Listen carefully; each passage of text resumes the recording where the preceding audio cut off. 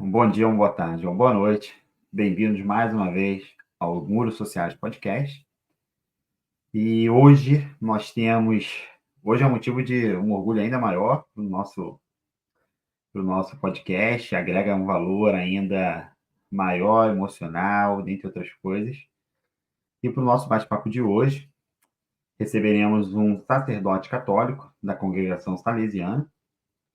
Ele é ex-diretor do Centro Juvenil e do Centro Salesiano do Menor, ambos do Rio de Janeiro.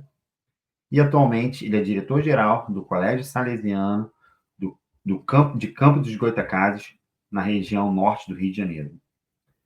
Nesse bate-papo, falaremos sobre a missão de dirigir obras sociais de grande importância e no desenvolvimento social de jovens e crianças, além do impacto que tudo isso causa nas comunidades locais. Por favor, fique conosco aqui, será de grande valia a presença de vocês. Antes de mais nada, se inscreva no canal caso não seja inscrito, dê o seu joinha lá, o seu gostei, comentários livres para vocês colocarem críticas a qualquer coisa, sempre bem-vindo, e que nos ajudam a crescer enquanto canal nesse nosso projeto. E essa é a maior contribuição que cada um de vocês podem fazer para o nosso canal. Tá bom? Logo depois da vinheta, estaremos juntos. Acompanhe conosco esse bate-papo que vai ser muito legal.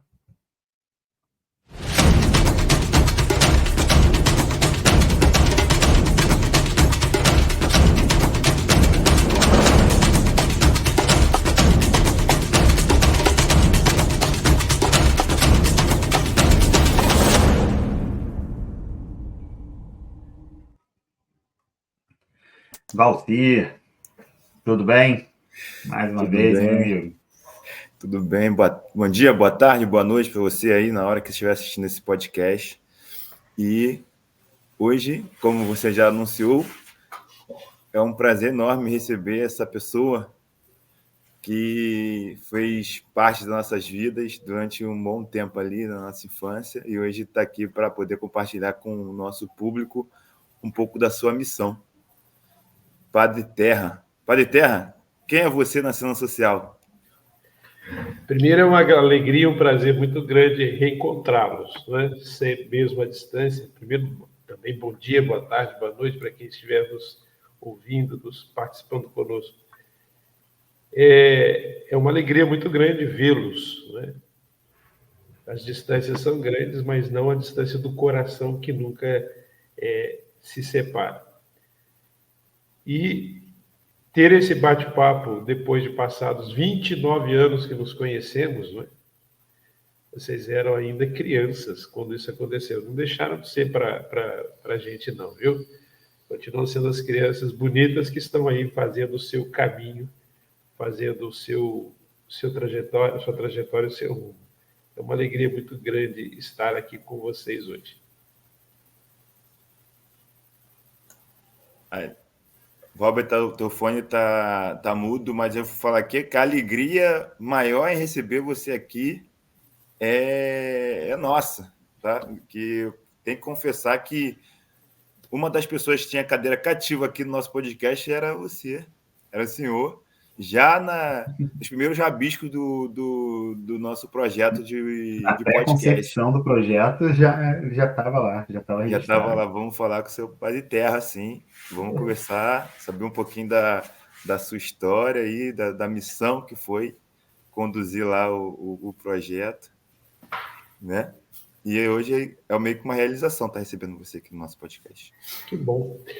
Eu me lembro que nós conversamos muito antes, não é, de vocês iniciarem dessa vontade de realizar esse momento que é fruto exatamente das experiências que vocês têm vivido ao longo desse tempo nas vidas profissionais, familiares, naquilo que entendem como participação e vivência do que aprenderam e do que vão aprendendo e que podem socializar isso com todas as pessoas, mostrando o que significa exatamente o processo de educação, de crescimento não só intelectual, mas de responsabilidade social que todos nós temos.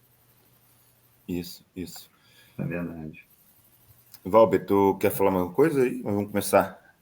Não, vamos começar assim, que acho que estou muito animado para esse bate-papo. Acho que vai ser muito bom, Valcir. Palavra é sua. Padre, para terra.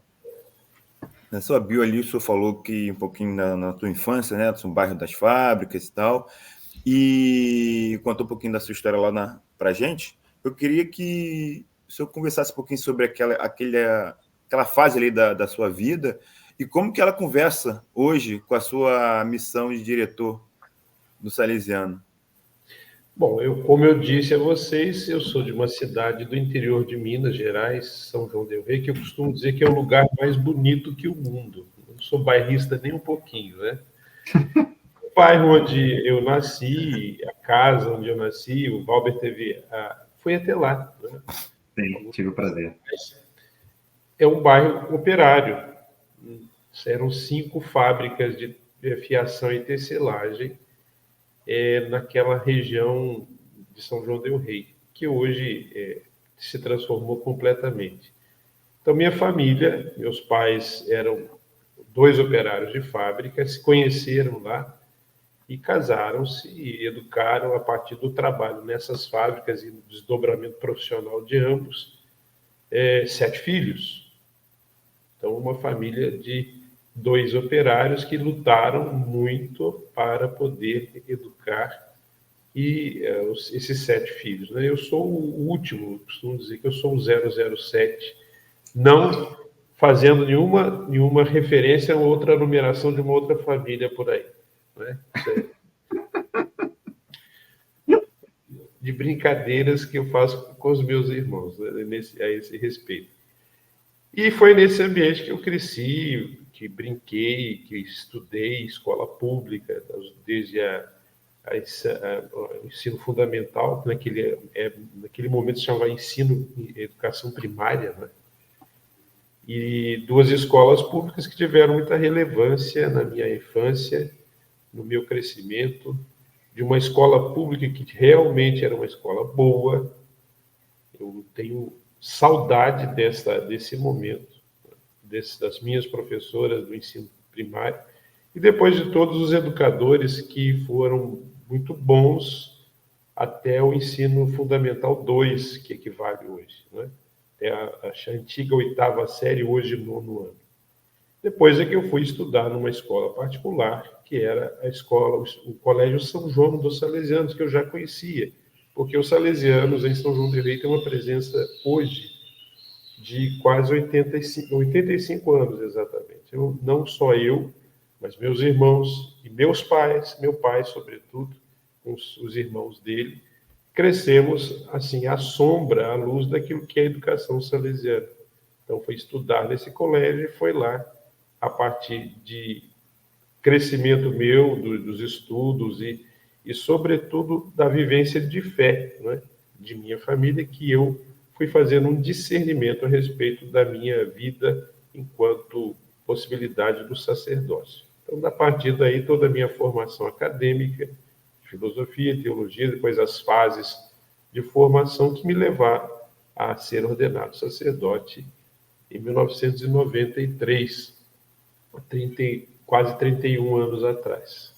31, quase 32 anos atrás.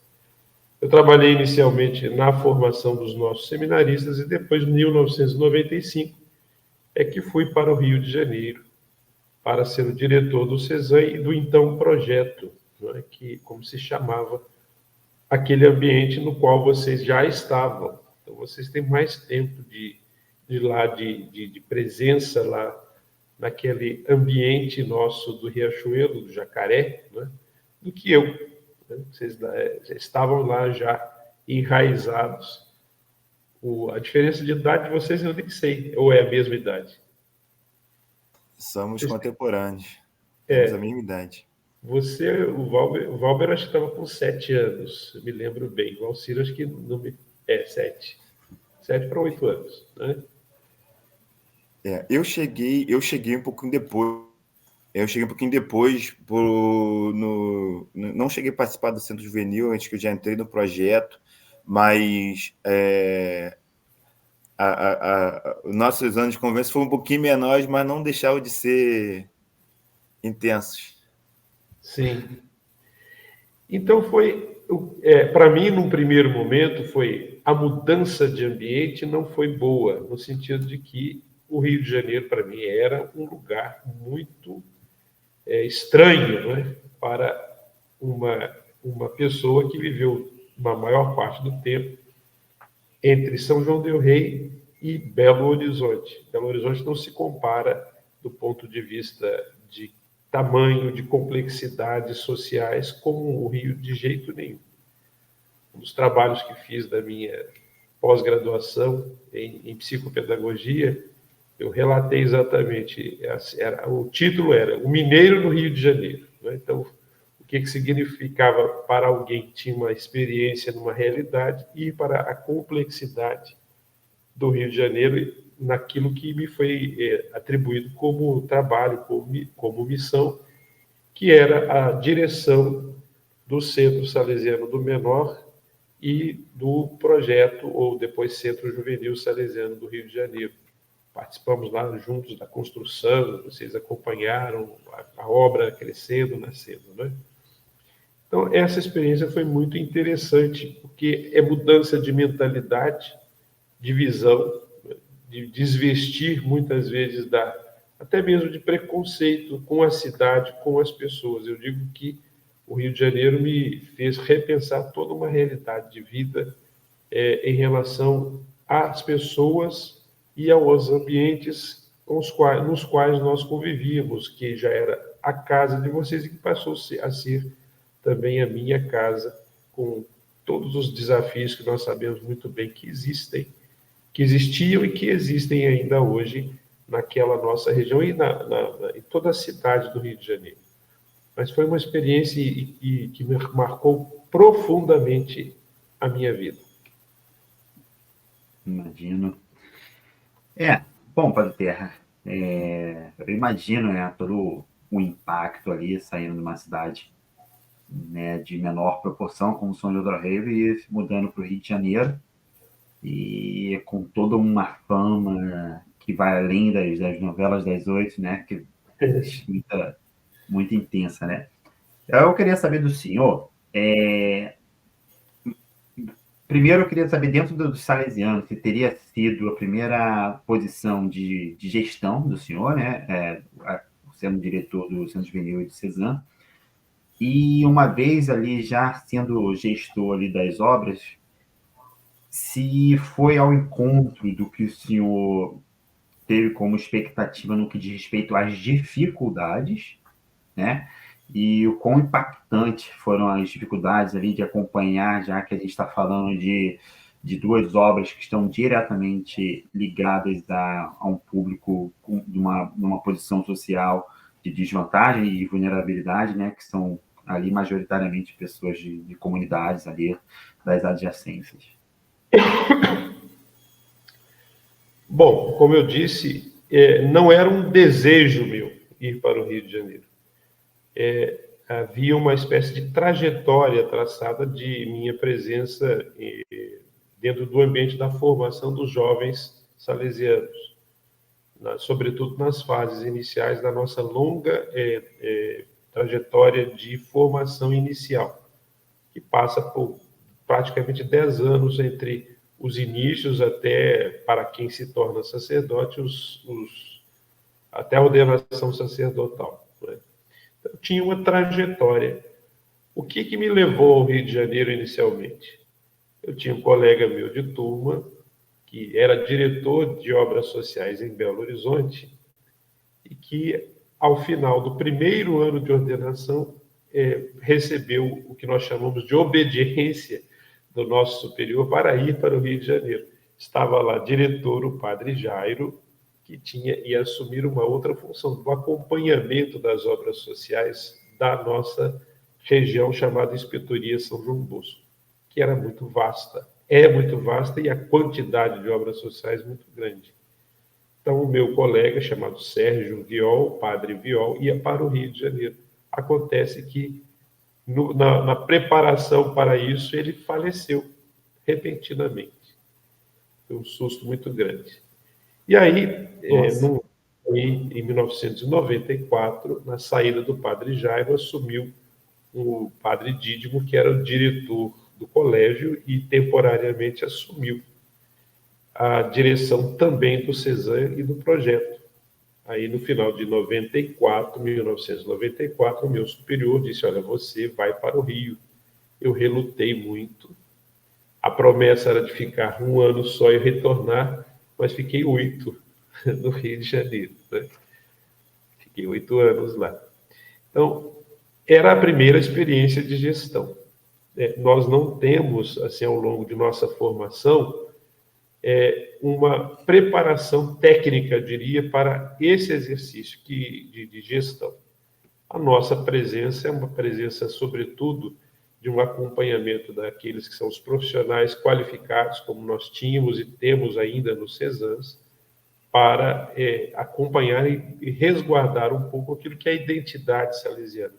Mas do ponto de vista técnico, do ponto de vista administrativo, de gestão de pessoas, não havia. Então, e o que aconteceu? Eu fui aprendendo exatamente a como fazer, a como realizar essa gestão com as pessoas que estavam lá, tanto do ponto de vista pedagógico, quanto do ponto de vista administrativo, porque o CESAM, a quem nos ouve e participou, sabe que é uma empresa que encaminha adolescentes para o mercado de trabalho. No primeiro momento, como trabalhadores, foi a experiência de vocês, depois como aprendizes a partir do advento da lei da aprendizagem em 1998.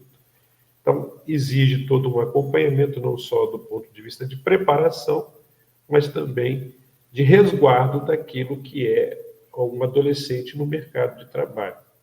Por isso, toda uma estrutura como nós temos dos assistentes sociais, do acompanhamento, do desenvolvimento, também do apoio naquilo que significa uma correção de algum tipo de atitude que precisa ser feita a partir das realidades de um mercado de trabalho que exige, às vezes, de um adolescente aquilo que ele não é, que ele não pode ser, porque não é uma pessoa plena.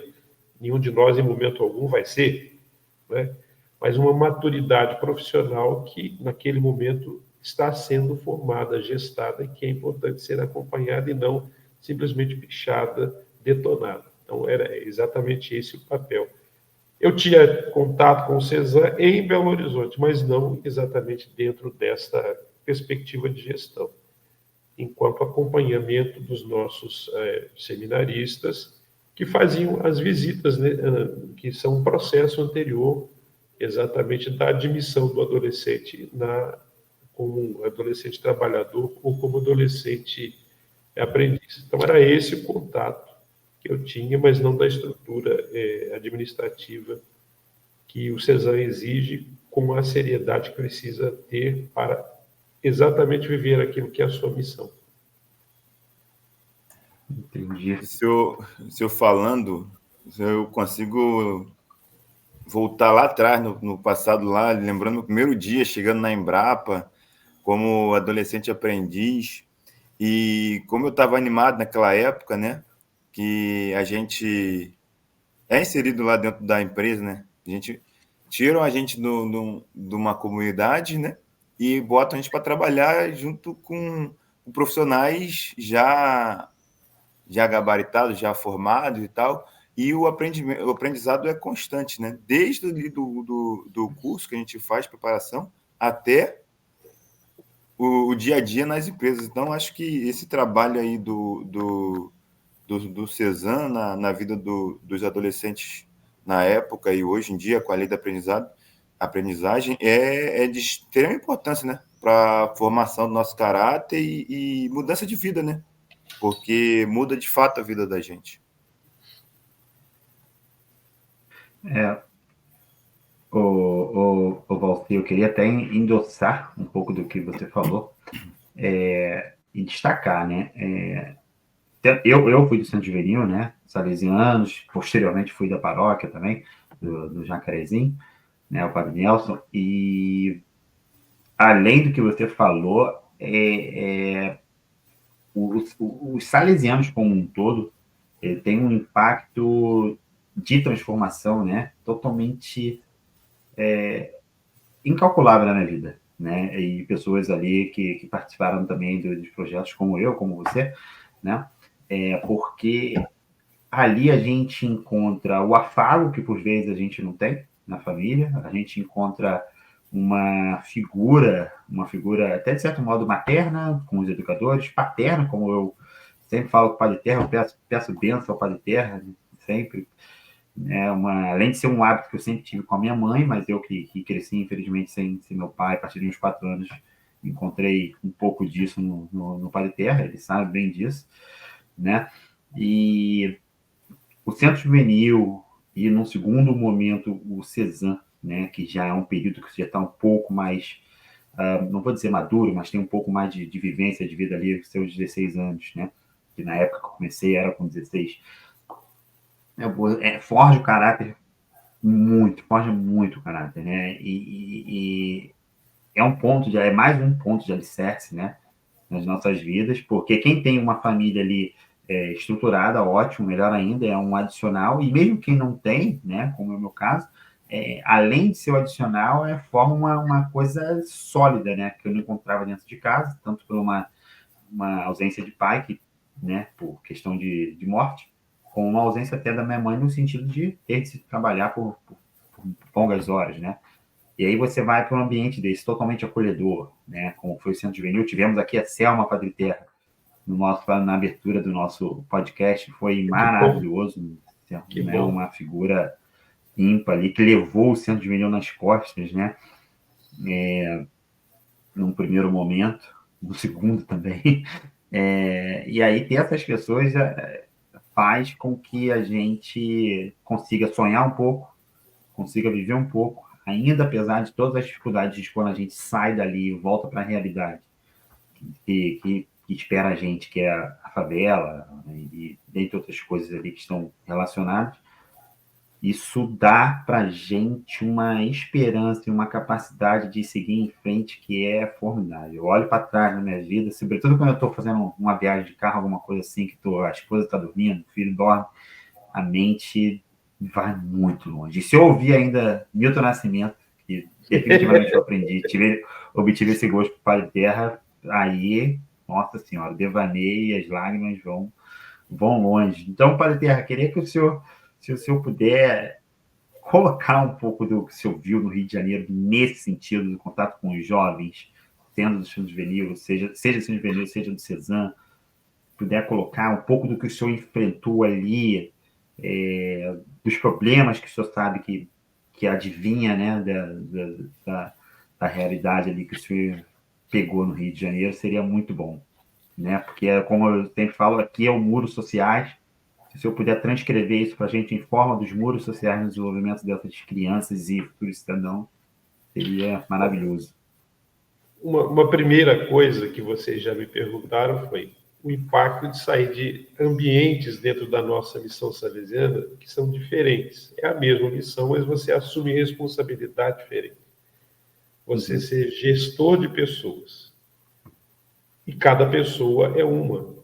Isso nós experimentamos não só no mundo adulto, mas também com vocês, quando vocês foram admitidos e aqueles que são admitidos dentro dos CESAMs hoje.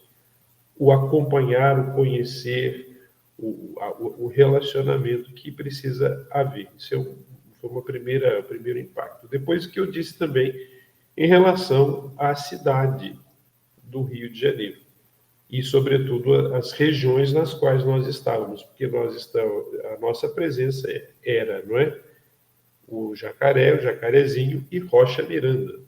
3 ambientes bastante complexos que nós temos e que se tornaram e continuam ainda numa situação bastante complicada. Então, o ver e ouvir e constatar aquilo que era imagem de televisão, informação dos salesianos que já tinham morado lá nas nossas casas, não é? No Rio de Janeiro antes, se tornou o prato do dia, vamos dizer assim. Eu me lembro um dia que, saindo ali do CESAM, eu fui na direção, na rua, em frente ao Senai C-Ticket ali, eu esqueci o nome da rua, a gente virando para a direita ia para o Rato, para a esquerda ia para uma pracinha que eu esqueci o nome. Né? Acho que não me lembro o nome da praça. Sem som, Valbinho, tá sem som. Desculpa, a pracinha de 150 ali, né? O ponto final do ônibus ali. E ali eu vi uma das cenas muito impactantes na minha vida. Um cadáver num carrinho de mão. Depois, uma outra vez, saindo do Norte Shopping, naquela rua lateral que vai dar na Dom Helder Câmara, tá a mesma coisa, um cadáver dentro de uma Kombi. Né? Então, essas imagens que eram muito cruéis vistas a partir da TV, não existia internet naquela época, né? Foram muito marcantes. À noite, as balas traçantes, né? Entre Jacaré e o Morro dos Macacos, que está ali em cima do túnel Noel Rosa, se não me engano, encontrar balas perdidas no nosso pátio. Um dia lá na recepção do colégio, a Soninha, que era a nossa recepcionista lá na portaria do colégio, falou: Padre Terra, cuidado, fica tranquilo, mas atrás do senhor acabou de cair uma bala. E depois os assaltos, né? As tentativas de assalto. Uma primeira numa manhã em que o Cezanne tinha recebido os tickets e vários transportes. O Hugo chega, seu Hugo, né, nosso querido, saudoso seu Hugo, havia chegado para fazer o nosso café da manhã e eu ia celebrar a missa. De repente, alguém chega dizendo que havia um assalto no Cezanne. E os assaltantes depois desceram e eu subi as escadas para o segundo andar do Cezanne me perguntando o que eu vou encontrar. Eu não sabia. E depois, o outro assalto que houve, quando Selma foi espancada, né? Eu tive uma arma na minha cabeça, a recepção do Cezanne cheia de pessoas que estavam ou fazendo admissão ou demissão, e toda essa situação depois que rendeu de perseguição, de vigia, de escuta dos telefones, de ameaças pelos telefones. Aí eu pensava, não só ali, mas também em dar essas notícias para meus pais, lá, que ainda estavam vivos, meus pais, minha família, dizer isso, o quanto eles não ficavam preocupados. Então, aí é o impacto de não ser simplesmente uma preocupação pessoal com a minha pessoa, mas com todo o conjunto de colaboradores do Cezanne, com vocês, o que isso significava, como é que isso podia transformar a nossa vida em atitude que fosse contrária exatamente a todas essas situações, de não gerar momentos de possibilidade de uma tragédia, mas também não deixar de realizar aquilo que era necessário exatamente para ver que há uma outra possibilidade, que há um outro caminho, que passa exatamente por apresentar o mundo da cultura, o mundo da educação, o mundo exatamente da solidariedade e, sobretudo, daquilo que é a marca fundamental de todo o nosso processo educativo, que é a presença. A presença que diz assim, olha, aqui está alguém que pode dar ou ter com vocês uma relação de adultos e crianças e adolescentes que pode ser e é construtiva, que passa exatamente pelo afeto, pelo carinho, pela compreensão, também pela chamada de atenção, não é? Pelas brincadeiras, não é? Importante, importante. A gente achava muita cadeira pendurada no teto, né, Valber? Nossa, essa era maravilhosa. Ai, ai. Então, isso é que faz o ambiente, exatamente o nosso ambiente, como um ambiente saudável. Hoje, atualmente, como diretor do colégio, tem dia que eu fico aqui olhando pessoas que vêm para as aulas de manhã, têm aulas à tarde, vão participar dos treinos no nosso ginásio e, às vezes, às 17h30, 18 horas, 18h30, estão aqui.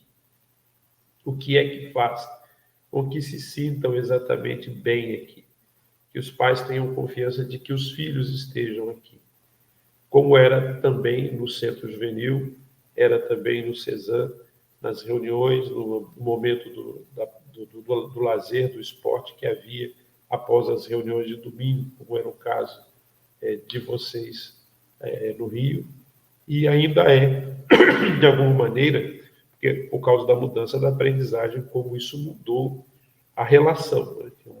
É uma relação mais exigente, com mais conteúdos, que os programas de aprendizagem exigem, mas de que esse ambiente precisa ser, sobretudo, aquele que faz com que esse desenvolvimento humano, profissional, ou esse amadurecimento também do ponto de vista do encontro consigo, com a fé, com um projeto de vida possa ser gestado, vá amadurecendo. É exatamente isso que faz com que a gente consiga ter essa aproximação com o respeito natural que precisa haver, não só da idade, mas das responsabilidades que cada um de nós tem. Então, é essa realidade que é preciso ser vivenciada. Padre, tu falando, né, das questões da violência, né, no entorno ali, do próprio CESAM que estava ali, né, com a missão de resgatar os jovens sofrendo com a violência, né, do entorno.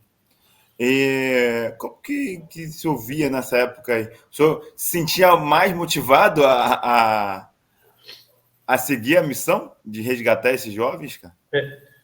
Como eu disse, no primeiro ano não foi fácil, porque a promessa era do retorno.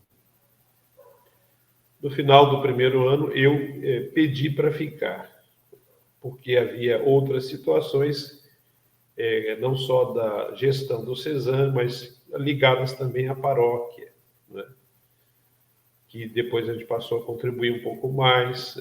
Lá nós éramos 4 salesianos padres. A paróquia é pequena, mas a fragilidade de quem era pároco pedia que a gente ajudasse mais. Então, ver exatamente um progresso, aquilo que era projeto, que era missão nossa acontecendo na vida das pessoas, é muito impactante. Não é só do ponto de vista emocional, melodramático, não é isso. Mas ver que exatamente a insistência numa forma de educação que não visa simplesmente enquadrar as pessoas dentro de uma normativa, uma normalidade profissional, mas que a pessoa tenha a possibilidade de, através de um processo, de uma inserção no mercado de trabalho, ir delineando o seu projeto de vida. Tendo consciência crítica, que é outra questão que nós sempre batemos muito, que é preciso haver aí não simplesmente uma conformação a uma realidade que suga as pessoas, que vai minando a vida das pessoas, mas de que tenha uma consciência crítica em torno daquilo que é a sua valorização, a busca exatamente do crescimento pessoal, de reconhecimento dos próprios dons e talentos, e de como isso vai gerar a própria condição da autonomia necessária, que me dá a liberdade de poder fazer com que a minha vida, aquilo que eu quero construir, não seja simplesmente um sonho egoísta, voltado para mim mesmo, mas que isso possa ajudar a outras pessoas. Em primeiro lugar, a quem? A família que eu quero ter, ao meu ambiente familiar, seja aquele que me gerou para a vida ou aquele que eu quero construir. Então, eu preciso, a partir dessa experiência, ter a condição de ser, como Dom Bosco dizia, que ele queria que os jovens fossem bons cristãos do ponto de vista de vivência de uma fé transformadora e honestos cidadãos, não de conformação a uma determinada estrutura, mas daquilo que é necessário para que nós tenhamos igualdade, para que a solidariedade exista, para que as pessoas possam realmente ter dignidade de vida. Então, isso é exatamente o caminho que nós continuamos a insistir nele. O CESAM enquanto estrutura da Inspetoria São João Bosco existe há 52 anos. O CESAM de Belo Horizonte, que foi o primeiro a ser criado, completou em maio, se não me engano, 52 anos. 52 anos.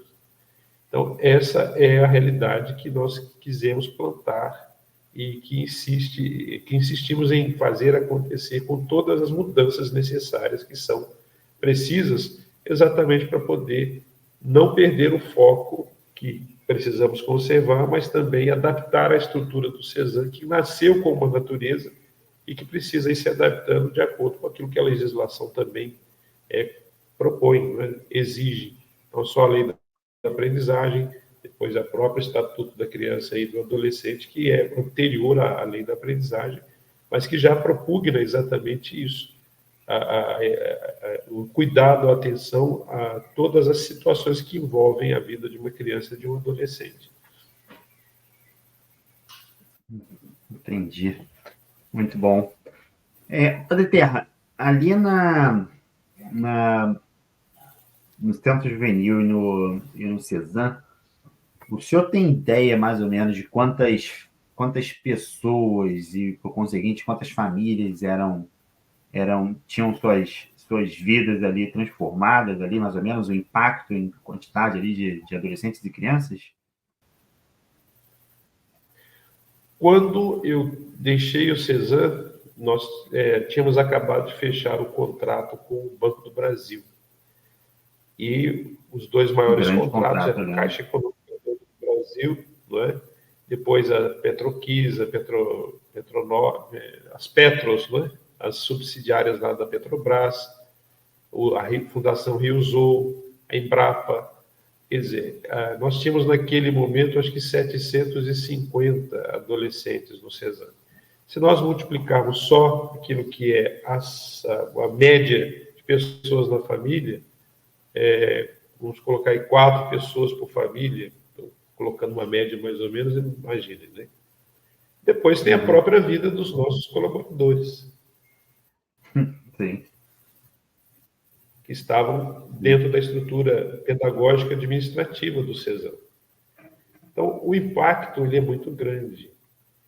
E se nós multiplicarmos isso pelos anos de existência, não só do CESAM do Rio de Janeiro, mas pelos CESAMs nossos da Inspetoria São João Bosco, que naquele momento eram 5, Brasília, Goiânia, Rio de Janeiro, Belo Horizonte e Vitória, chegou-se a começar um embrião de CESAM em Palmas, no Tocantins, mas pela própria estrutura da cidade não foi adiante. Então, é uma realidade bastante impactante dessa nossa ação. Vez ou outra, a gente encontra pessoas, no meu caso, muito anteriores à minha presença como diretor, tanto do CESAM do Rio como do CESAM de BH. Eu fui adolescente do CESAM, gente que começou a trabalhar aos 14 anos, como a legislação permitia, anteriormente a mudança dos 14 para os 16. Nós temos ainda hoje, como foi o seu caso, Valber, de pessoas que começaram dentro do CESAM, ainda foi o único emprego. Sim. Até hoje. Quer dizer, tem o Tiago, que é o administrador dos colégios salesianos de Resende. Tiago entrou no CESAM de BH aos 16. Está com 30, vai fazer 33. Então, não houve interrupção nenhum intervalo, nenhum vácuo de profissionalização na vida dele. De vez em quando eu falo com ele, você era um menino que era o trabalhador, ele era trabalhador, que podia ir a fazer os serviços bancários, tudo aquilo que vocês fizeram de uma certa maneira. E hoje está lá como coordenador administrativo do Colégio Salesiano de Resende, do Instituto São José em Resende, no sul do estado do Rio de Janeiro. Né? Então, e construiu a vida profissional, a vida familiar, como vocês fizeram. Então, esse impacto exatamente dos valores, né? De conservar os valores, não só do exercício profissional, mas dos valores humanos, né? Da sensibilidade para com o outro, da solidariedade, do senso de justiça que precisa haver, da indignação com toda uma realidade na qual vocês, enquanto crianças e adolescentes cresceram, que ainda têm suas famílias, né? Sofrem e sonham que isso se transforme, acho que é o grande ganho que nós temos. E, sobretudo, da conservação dessa proximidade. Hoje, o senhor que vocês falam em relação a mim, eu acredito que seja mais pela consideração e pelo respeito, não pela não proximidade, né? Não pelo medo, mas exatamente por aquilo que talvez a figura do padre diretor representasse. Mas hoje nós somos, posso dizer como Jesus dizia, nós somos amigos, né? Somos amigos. Sim. E eu fico muito assim alegre quando vejo que vocês correm constantemente atrás dos sonhos de vocês. Isso para mim é uma felicidade muito grande de ver isso acontecer. Obrigado pela essa sua fala. Eu queria falar 3 pontos aqui. 2 pontos. Eu acho até que o Cezanne, se eu não estiver enganado, quando fechou com o Banco do Brasil, o senhor já tinha saído, né? Quando eu regressei, né, para me tornar um educador também. E acho que ultrapassamos até a barreira dos 2.000 adolescentes no mercado de trabalho, se não estiver enganado, após a saída do senhor.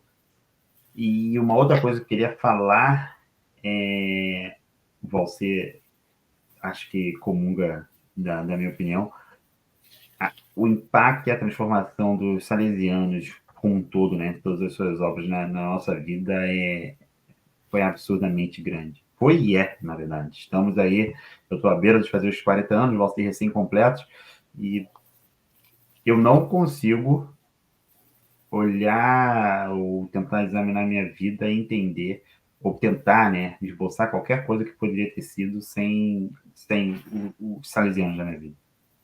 Né? Eu não consigo de fato, ou de modo algum, porque eu convivendo ali eu queria me prender ao Cezanne, né? Obviamente, o Centro de Juventude tem de suma importância na minha vida, mas queria falar de me prender ao Cezanne, porque no Cezanne, quando eu tinha Antomilson, eu tinha Cristiane, eu tinha Sumai, embora de menos idade, mas pouco mais do que eu tinha Márcia, tinha Selma, tinha várias outras pessoas ali, Amélia, né, de diferentes profissões, Célia, de diferentes profissões, de diferentes visões, mas e todas ali estavam sempre numa posição, numa disposição para tentar ajudar, um conselho, uma ajuda até médica, doutora Rosane, fora do seu expediente, pediatra, né? Quantas pessoas assistiu, pois é, eterna pediatra nossa. Né? E o que ela fez, o que todas essas figuras, essas pessoas fizeram, e fora as outras que não foram mencionadas aqui, fizeram na nossa vida, é impressionante. Eu devo imensa parte do que eu sou, depois da minha mãe, eu devo muito, muito, muito a todos vocês. É impressionante o que o Cezanne fez e faz. É uma coisa assim que não tem como explicar, né, você? A formação ela é constante, né? Desde o momento que você entra ali e depois que você sai, ela continua sendo, né? Porque a gente acaba colhendo frutos do desenvolvimento que iniciou lá, entendeu? Hoje eu consigo olhar para a minha vida, ver o lugar onde eu estou, toda a minha trajetória, que saí do Cezanne, passei pela Caixa, voltei para a Caixa como prestador, passei pelo Paupex, fui para o Banco do Brasil, e aí a gente vai falando até hoje, onde eu estou, né, que estou na Globo, eu consigo ver cada pontinho o trabalho feito na base, entendeu? Então, é isso, a gente é agradecido pelo trabalho que foi feito, tá? E como ele consegue nos trazer aos dias de hoje memórias e a gente não consegue desassociar, né? De modo algum. De modo algum. O O, Padre Terra. o eco, o eco, Oi? não, só queria brincar. O ecozinho que tá aí atrás quem vai ser? É o Marte, ele tá ali embaixo. Eles, é que eu tô quietinho, quando eu falo, ele me lembra. Eu, papai, tô aqui embaixo. Aí. Olha aí. Esse daí é o Valci Purinho. Bom, o Padre Terra, trazendo mais para um olhar ali mais individual da criançada do ensino juvenil e dos jovens aprendizes e trabalhadores, né, conforme a lei que estava anteriormente em vigor, o senhor presenciou, o que o senhor tem como contribuir para a gente em termos dos muros sociais que a sociedade brasileira impõe para o desenvolvimento dessas crianças, para o desenvolvimento desses adolescentes, confrontando diretamente, né, indo de encontro com o que a missão salesiana e o que o senhor, né, se propõe a desenvolver? Há muitos anos atrás, nós tivemos publicado um primeiro contrato de trabalho feito por Dom Bosco com um aprendiz. E já colocava tudo aquilo que era necessário. Acho que eu cheguei a ver isso. Você chegou a ver, não é? Acho então, que eu cheguei a ver isso. Tinha o desenho exatamente do que o Cezanne fazia. Ou seja, o ambiente de trabalho tem que ser educativo. Ele tem que fazer com que a pessoa cresça e se torne uma pessoa capaz de assumir, como eu disse anteriormente, a própria vida, a sua autonomia e se capacitando para isso, né? O que assim, a gente percebe, não só enquanto direção de um Cezanne ou como alguém que está ligado à educação, é que os nossos ambientes profissionais, das empresas, como elas têm, claro, uma finalidade muito clara. A finalidade da lucratividade. E muitas vezes em cima da exploração das pessoas. A partir do momento que você coloca uma estrutura de inserção de um adolescente no mercado de trabalho, não simplesmente para que ele seja sugado, mas para que ele tenha um processo de aprendizagem, que ele assimile conceitos que são necessários, independente daquilo que se queira, mas, sobretudo, que ele assimile o mundo do trabalho, a responsabilidade do trabalho, mas não no sentido de ser explorado e de ser sugado sobre isso, sobre o exercício profissional que ele está em aprendizado. Então, você tem que ter uma visão crítica sobre essas mesmas empresas. Elas têm que ter uma obrigação social. Aquilo que uma empresa seja de que natureza for, ela depende de que as pessoas possam exatamente consumir os seus produtos, seja uma empresa cuja natureza são serviços ou indústria, e todos os tipos de enquadramento que nós temos de uma empresa. Mas é preciso que nós tenhamos o respeito pela pessoa, da dignidade da pessoa. Nós não podemos simplesmente submeter as pessoas a horas exaustivas, a tarefas que não são da sua competência, se elas não foram preparadas para isso. Eu não posso simplesmente exigir uma responsabilidade, uma maturidade sobre aquela pessoa que ela ainda não tem. E, sobretudo, ajudá-la a dar os passos necessários para que ela possa exatamente assimilar essa responsabilidade à medida que vai crescendo, amadurecendo, que adquire o conhecimento técnico necessário para exercer aquela determinada função ou profissão. Então, essa realidade cruel da exploração das pessoas é um problema sério hoje no nosso país. Nós vemos que ainda há exploração do trabalho, não só de crianças e adolescentes, mas de adultos, até num regime semelhante ao regime de escravidão. Essa é uma fala engraçada, não é? Ou não é. À medida que os direitos de uma pessoa são vilipendiados, você está submetendo aquela pessoa a uma situação de uma exploração pura e simples. Então, isso não tem cabimento. Isso é uma realidade que não pode existir. Seja no meio urbano, no meio rural, de maneira alguma, de modo algum, dentro de uma casa, de uma família. Não é? Eu moro hoje numa região que vocês, do estado do Rio de Janeiro, que tem uma marca horrível. Campos, na sua história, 400 anos quase de história desta cidade, traz as marcas exatamente da dizimação das tribos, das etnias que aqui estavam, sobretudo os Goitacá. Depois, a marca da agropecuária e da cana-de-açúcar, onde a mão de obra escrava africana foi explorada de uma maneira vil.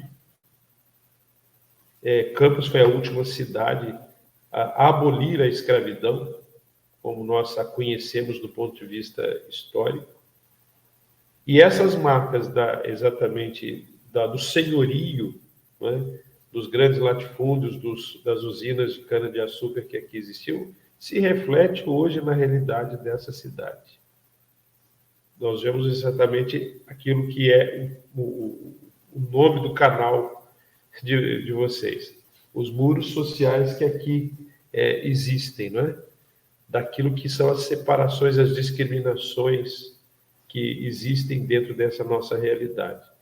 Então, essa é uma situação que nós não podemos admitir, que precisa ser abolida, que precisa ser transformada, que precisa ser erradicada, eu diria, da nossa convivência social, não só dentro do estado do Rio de Janeiro, mas pelo nosso país afora e onde quer que isso exista, onde essa realidade existe.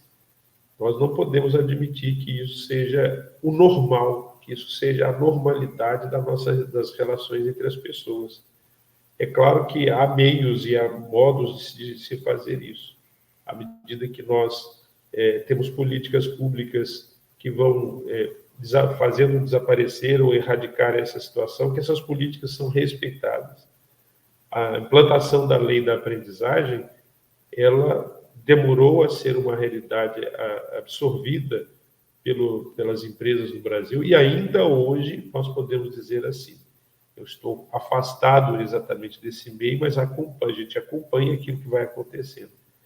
De aquilo que é necessário de que os programas de aprendizagem sejam vivenciados, muitas vezes isso é negligenciado, que é exatamente a parte teórica, como nós chamamos, dos programas de aprendizagem. Porque o que interessa é exatamente que lá no ambiente de trabalho, aquele jovem, aquela jovem, dos seus 16 até os seus 21 anos, que é o período, né, de tempo em que um adolescente ou um jovem pode ser aprendiz, renda do ponto de vista de renda para aquela empresa. Isso nós não podemos admitir uma coisa dessa. E em relação não só aos adolescentes e jovens, mas a qualquer pessoa. Nós não podemos admitir que isso aconteça. Então, essa é uma situação bastante complexa que exige também de nós aquilo que nós absorvemos como conhecimento, como responsabilidade. Né? Vocês, enquanto jovens adultos, nós, enquanto pessoas que temos já um pouquinho mais de experiência, que temos algum tipo de voz para poder dizer e falar contra essa situação, que passa pela nossa indignação, que passa pelas escolhas que nós fazemos políticas, não é? De quem é poder executivo, de quem é poder legislativo, de acompanhamento exatamente dos exercícios de mandatos dessas pessoas, de exigir que haja exatamente uma responsabilidade da gestão da coisa pública que se volte exatamente para o bem comum, coisa que a gente vê que muitas vezes não passa pelo horizonte de uma boa parte daqueles que são poder legislativo, poder executivo no nosso país. Pois é, Paterno. É uma questão assim muito, muito latente, né? Essa responsabilidade que não é observada, né? Essa omissão do poder público do nosso país. E isso eu fiz até um link ali sobre a questão racial. Hoje a gente consegue debater bastante isso, né? Na sociedade, na TV, com as agendas, né? SG, dar mais oportunidade às minorias e tal, e a gente consegue talvez identificar uma melhoria um pouco, né? E bem embrionário, uma melhoria na nossa sociedade, partindo do pressuposto de que algumas oportunidades estão sendo dadas, né? Hoje, para as minorias, em busca de um desenvolvimento mais sustentável. Né? Então, ouvi o senhor falar um pouco aí da cidade onde o senhor está hoje e da carência, né? Do local. É até muito triste, né? Por conta da questão da riqueza que passa, né, por essa cidade, que a gente sabe das entradas, petróleo e todos os outros impostos que tem, e você não conseguir ver isso em prática. É realmente muito triste. Mas a gente espera que a gente consiga evoluir, né, com as políticas e agenda, né, para a gente consiga sair do outro lado. Antes de o senhor retomar, eu queria pedir o like do pessoal, tá? E a sua inscrição também no canal se faz necessária e de grande valia para poder a gente chegar a mais pessoas. Então, ative o sininho ali para receber as notificações, se inscreva no canal e indique também nosso canal para seus amigos, por favor.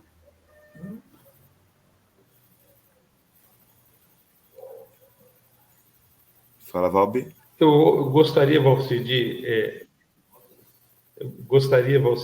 fazer uma puxadinha de orelha, tá? Porque eu acho que nós não temos a questão da relação racial, né? Ou da realidade de negação da nossa identidade brasileira, que muitas vezes acontece, ela não é uma questão de dar oportunidade, é uma questão de reconhecimento da cidadania.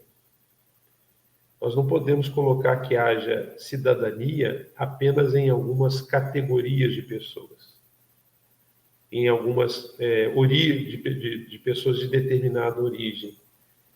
Aqui nós vemos claramente isso, em outros lugares também. Como nós gostamos de samba, não é? Aí aquela música agora eu sou péssimo para nomes, né? Para lembrar os nomes. Mas aquele samba que começa, elevador é quase um sonho, né? Que eu esqueci o nome do cantor agora, Jorge que é Aragão. fantástico. Quer dizer, Jorge Aragão, né? Aquele samba do Aragão é fantástico, porque ele mostra uma realidade exatamente da discriminação, dessa separação, dessa não reconhecimento da alteridade do outro, como pessoa. Então, aquela mentalidade do século XVI, XVII, que havia, de que ali não existia uma pessoa, existia um produto, uma mercadoria, né? A gente, ao ver o motivo, no final do século XVIII, XIX, da abolição da escravidão, a lei assinada, não é? Que só colocava uma pá de cal numa determinada realidade, qual era a preocupação exatamente dos que perderiam a propriedade? É de serem indenizados pela perda da sua propriedade sobre vidas humanas.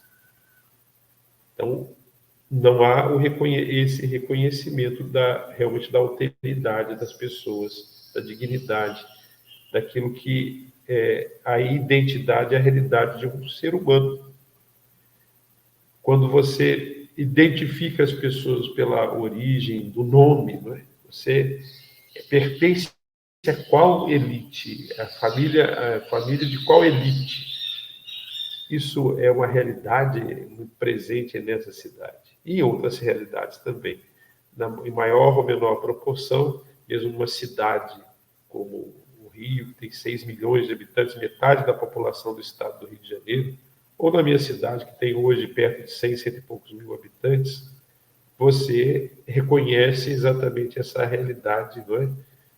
Esse viés da separação, dessa identidade de eu sou filho de quem? Não é? Eu sou de tal família. Então, isso é uma questão muito séria, porque estou dizendo aí que aquela pessoa só é pessoa porque pertence a tal grupo, a tal realidade econômica, às vezes uma realidade falida. Muitas dessas famílias são falidas, são pessoas que perderam muito, mas o nome, não é? A pompa, nariz empinado, O status.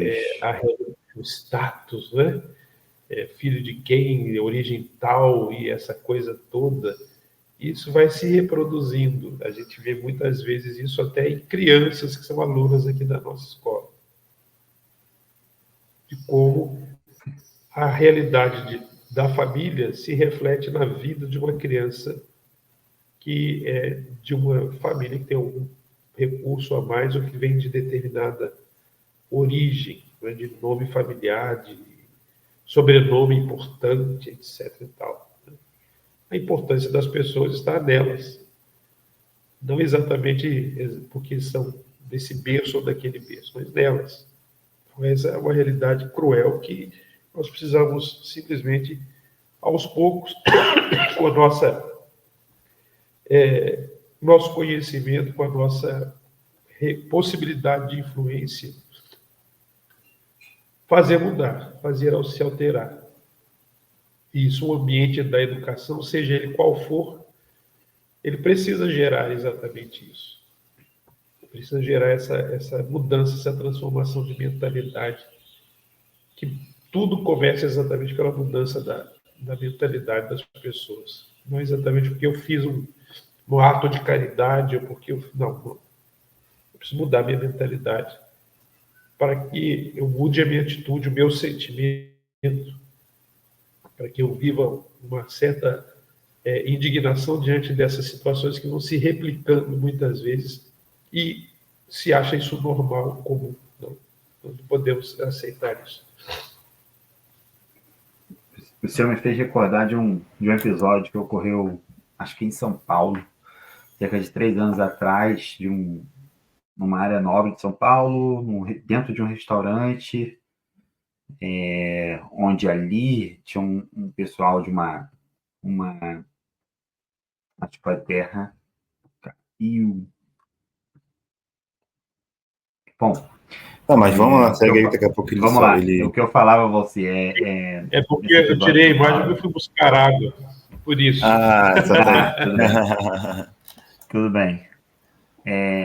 Eu falava, Padre, de um episódio que eu vi cerca de 3 anos atrás, em São Paulo, de num restaurante, mais ou menos ali, uma classe tida como de padrão elevado, né? Dentro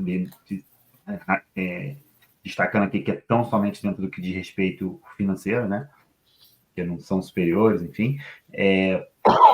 E havia uma discussão, ocorreu um problema, que eu não me recordo agora qual, e ali, no meio a tantas exaltações, um dos caras fala: olha, eu sou de berço. Você está falando isso para mim, mas eu sou de berço. Eu fiquei assim, abismado com a fala ali, porque o cara, das pessoas exaltadas queria meio que diminuir os outros, e fala: não, eu sou de berço. Não vem com essa, não, que eu sou filho de fulano, ciclano, eu sou de berço. Tipo, eu faço parte disso aqui. Eu estar nesse restaurante aqui é meu, é padrão. E eu fiquei assistindo aquilo ali, além de a coisa toda ter sido um pouco bizarra, se torna mais bizarra ainda ao ponto do que as pessoas se discutiam ali, cara. Que fim levou. É uma parada assim, bem bem louca, né? E eu vejo muito isso, Terra. Isso é uma coisa que está... Opa, desculpa aqui a tela. Isso é uma coisa que está bem entranhada, né, na nossa sociedade, né? Pessoas se sentirem superiores, que, como o senhor muito bem falou, sobrenome de origem, sei lá, de algum lugar da Europa, o que não quer dizer absolutamente nada, porque às vezes é simplesmente de uma família muito pobre lá da Itália, sei lá, de onde, da Suíça, e também está passando por um monte de dificuldade lá.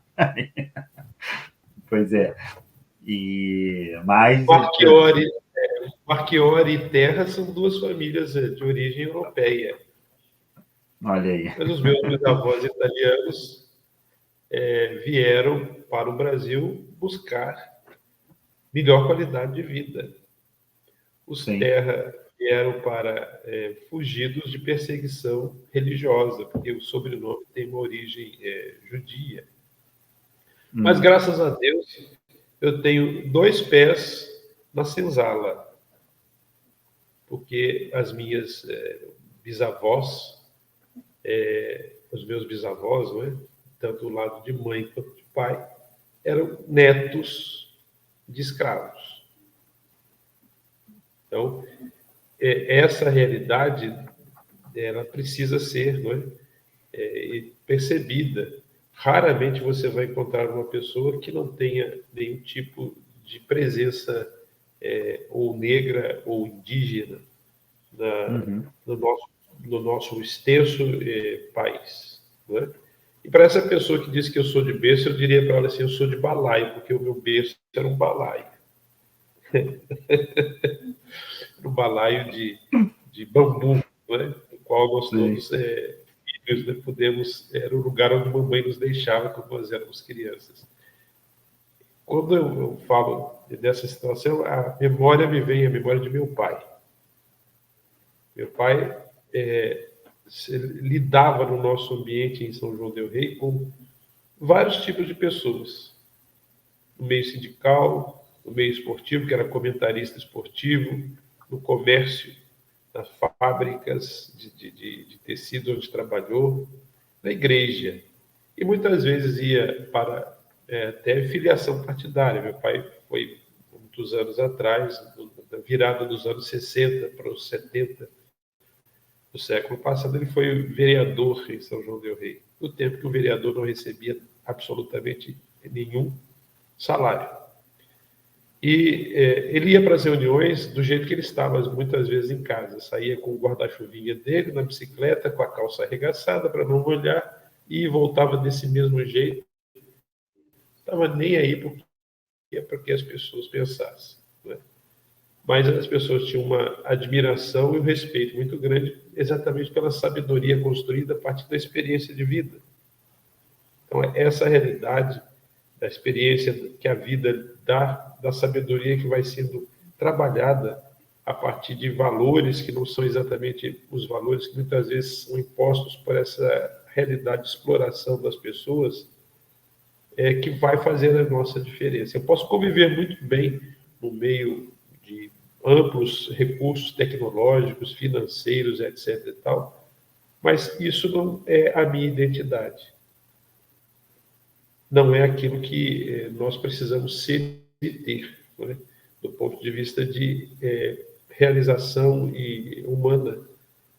O dia que vocês se tornaram pais, vocês devem ter experimentado uma realidade bastante interessante, não é?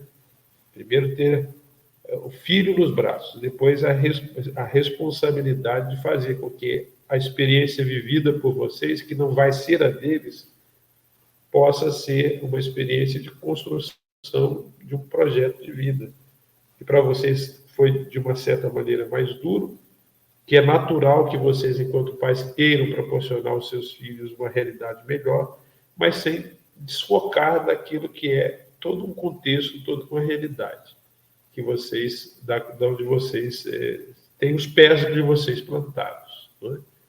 O dia que nós esquecemos a nossa origem do ponto de vista familiar, essa que é a realidade da qual nós viemos, eu me orgulho muito da minha realidade, da realidade de família pobre de família de operários, né? Do esforço que meus pais fizeram para poder nos dar a condição de viver dentro dos limites que havia, e daquilo que eu recebi também, enquanto educação, para realizar o meu projeto de vida. De que nós esquecermos isso e negligenciarmos, colocarmos de lado, escantearmos isso, nós não seremos realmente pessoas convincentes naquilo que nós nos propomos realizar.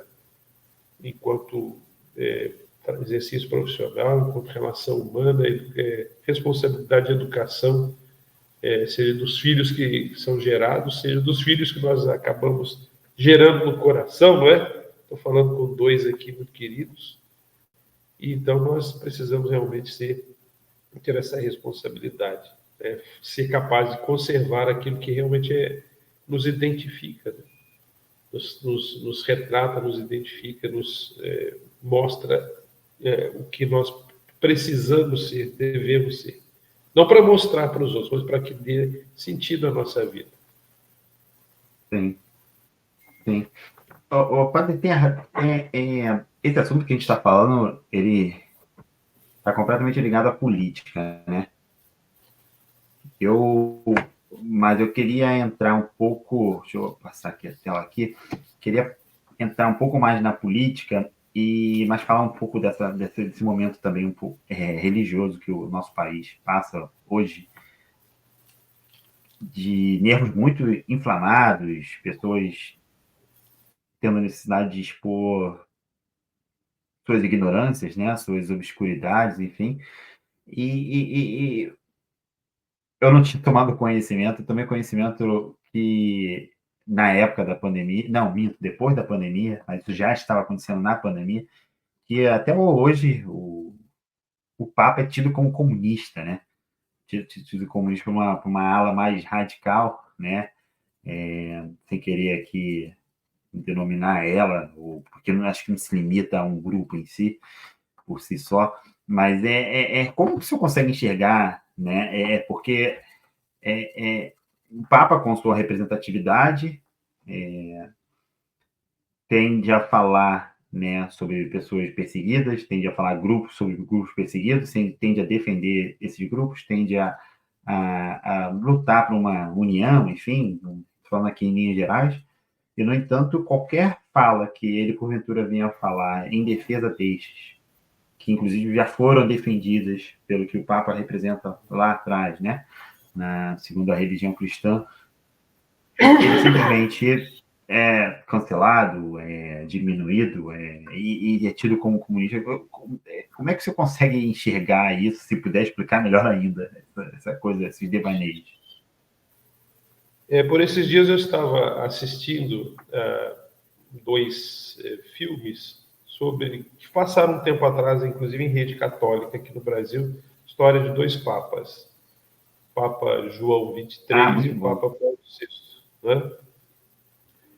E mostrava exatamente momentos delicados da mudança acontecida na Igreja em relação ao seu papel no mundo, de haver o que o Papa João 23, né, chamou de adornamento, ou seja, de atualização, eu diria assim, de acertar os compassos, o passo da Igreja Católica com a realidade do mundo.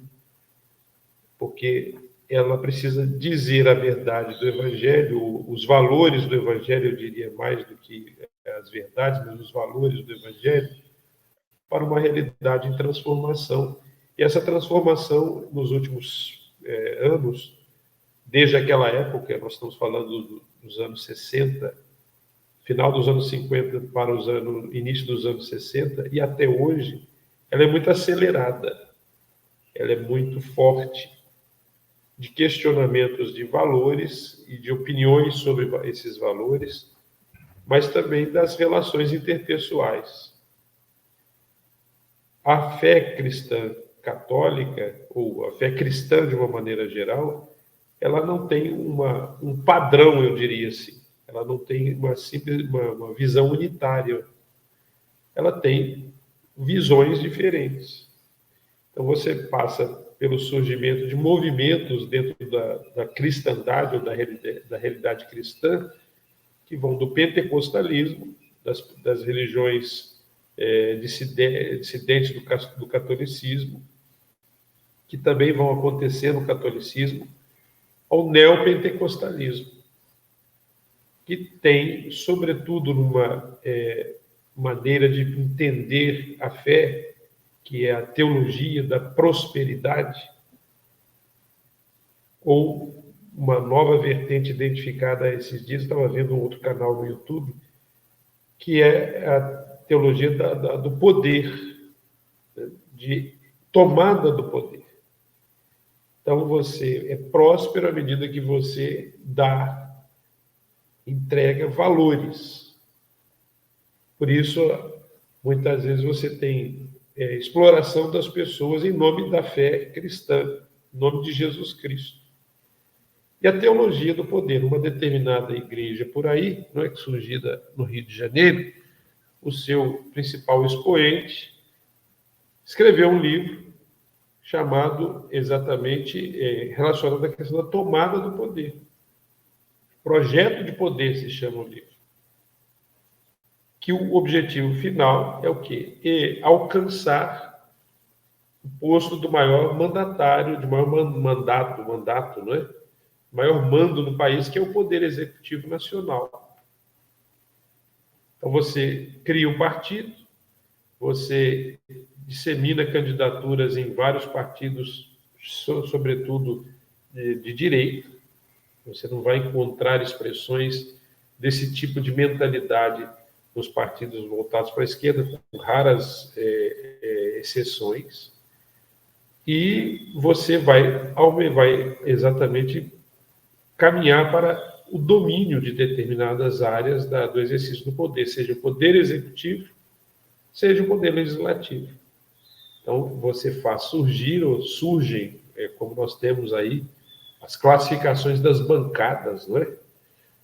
Na Câmara Federal, como a bancada da Bíblia, não é? Que pega valores do Evangelho, os deturpa, pinça partes da Escritura e instrumentaliza isso. Você faz, então, da base daquilo que é o seu desejo, da sua aspiração de poder, e a Sagrada Escritura. Você faz exatamente dessa base um modo de alcançar as pessoas. E vai falar exatamente de valores muito caros às pessoas, como o valor da vida. Não é? Então, a última discussão havida aqui no Congresso sobre a questão séria do aborto, não é? E outras questões muito sérias sobre a questão das identidades sexuais. Isso tudo vai sendo motivo exatamente para colocar em foco algumas questões para esconder outras. Esconder outras questões também muito sérias, mas que precisam, que são escamoteadas, são camufladas dentro dessa realidade de domínio, né, de imposição de uma determinada mentalidade. Então, é essa a realidade.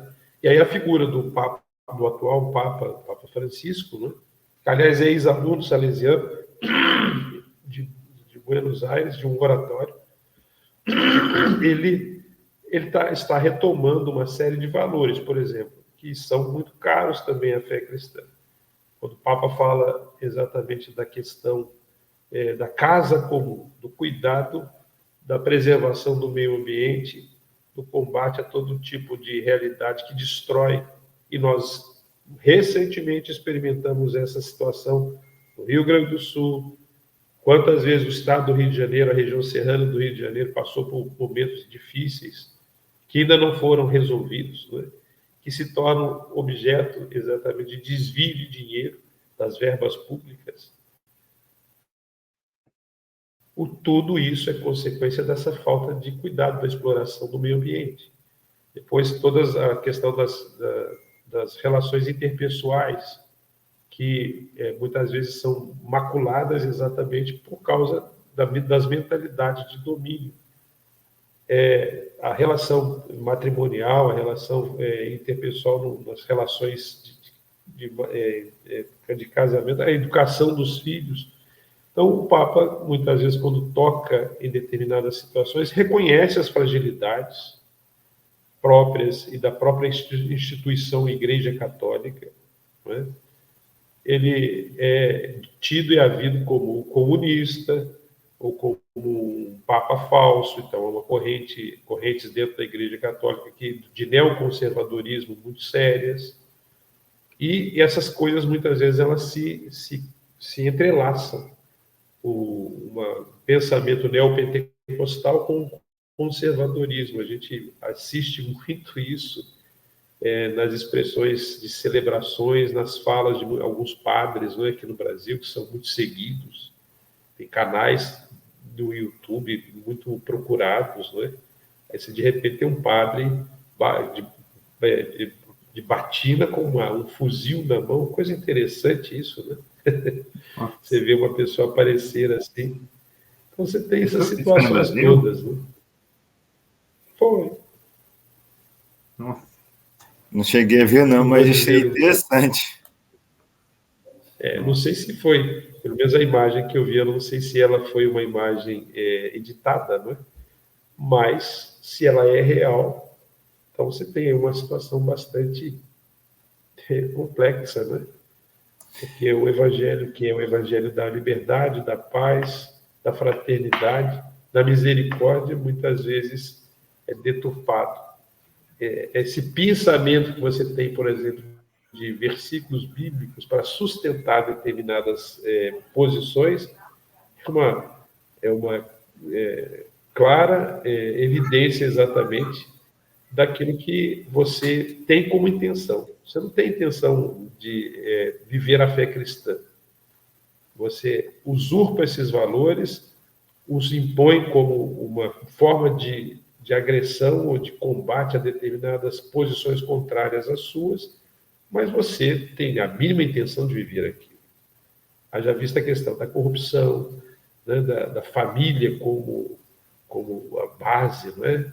da sociedade, e aí o sujeito vive um conjunto de relações variadas, de infidelidades, tudo isso, quer dizer, então, isso tudo é colocado de lado, porque na hora que eu falo da família, eu estou querendo me contrapor a questões muito contrárias a que se tem como ideia da família, né? Então, o Papa, ao acolher determinadas realidades que estão aí, que nós precisamos realmente cuidar delas, ter atenção, é muito combatido, né? É muito combatido. De ser uma pessoa que não deveria estar onde está, que deveria ser tirado exatamente do seu ministério e colocado uma pessoa que voltasse à estrutura igreja, né, a instituição, para uma determinada mentalidade. Porque não é o papel do Evangelho, não é o papel da igreja, não é a visão e a realidade daquele que é a sua pedra angular, a sua pedra fundamental, que é Jesus Cristo. Eu tenho até uma questão, padre, sobre isso, tá? Que é aquilo, qual é a função da igreja se não é acolher, tá? Qual é a função da igreja se não é olhar pelos mais oprimidos ali, pela minoria? E o Papa, ele faz exatamente o que ele tem que fazer. E essa corrente, né, conservadora, acaba questionando os métodos e a forma como eu acredito que ele deva seguir fazendo, tá? Inclusive pensando o que Jesus faria nos dias de hoje. As pessoas hoje, existem dois pontos, um lado A e um lado B, uma briga entre os dois lados, mas ninguém nem olha para a origem, entendeu? Que Jesus foi amor, Jesus chegava para as pessoas para poder ouvi-las, estar perto ali do mais fragilizado. Então, onde que se perdeu isso? É uma curiosidade que eu tenho, entendeu? Dentro desse nome do conservadorismo, que conserva o quê se você não está conservando Jesus? A história do cristianismo, ela vai passar por uma série de fases, não é? Desde o momento dos inícios, que foi a perseguição, depois o cristianismo adotado como religião oficial do grande Império Romano, e aí se funde exatamente essa realidade do poder temporal com o chamado poder espiritual, né? Houve um momento em que você vai ter, na história dos últimos 2000 anos da nossa realidade humana, a igreja como a instituição que vai ser conservadora, no sentido de conservar uma série de realidades, sobretudo da parte da educação, do trabalho. Basta a gente ver que em torno dos mosteiros, os mosteiros conservavam a cultura, da cópia de documentos e etc. e tal, mas como também até do trabalho. O trabalho, que era um trabalho no campo, técnicas de agricultura, de produção de transformação também, não é? Então a igreja vai ter esse papel, mas essa questão exatamente do que nós chamamos de aliança entre do poder político com o poder temporal, ela vai dando uma grandiosidade à estrutura humana que é a igreja muito forte. No século XI, XII, com a figura de São Francisco, nós temos uma realidade bastante interessante. Quando São Francisco ouve no seu coração um chamado para viver uma determinada missão, que ele organiza os franciscanos, ele vai levar ao Papa Inocêncio III as regras, não é? Que é a espécie de constituição das famílias religiosas. Nós a temos, os franciscanos têm, os dominicanos, todas as famílias religiosas têm a sua regra de vida. Tem uma cena de um filme que é exatamente sobre São Francisco, em que ele, com os franciscanos, os amigos dele, os companheiros dele, estão entrando no palácio papal em Roma, o Papa sentado no alto do trono, né, e chega aquele bando de gente esfarrapada. Quando o Papa, é muito bonita a cena, quando o Papa põe os olhos em Francisco com os seus companheiros e aquele luxo todo da corte papal, o Papa tem um lampejo assim de percepção, né?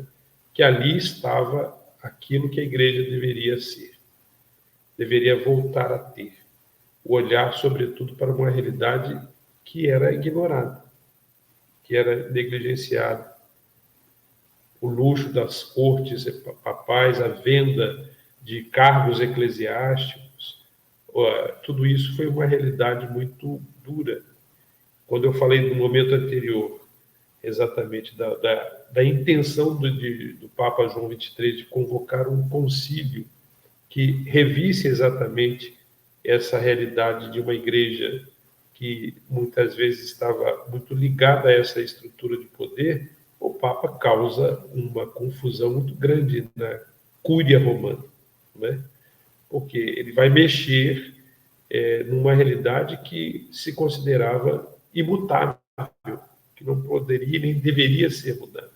Mas qual é a intenção dele? É fazer com que a igreja, dentro daquilo que é a sua missão, pudesse se voltar para as realidades de um mundo em transformação e várias transformações.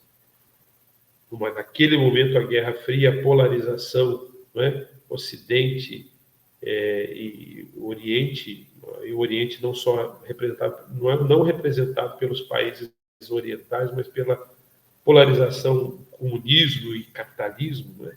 Rússia e o mundo ocidental capitaneado pelos Estados Unidos, a realidade da destruição do mundo a partir daquilo que aconteceu no final da Segunda Guerra Mundial, com o poderio atômico, depois toda a evolução tecnológica, né, que vai acontecer a partir disso.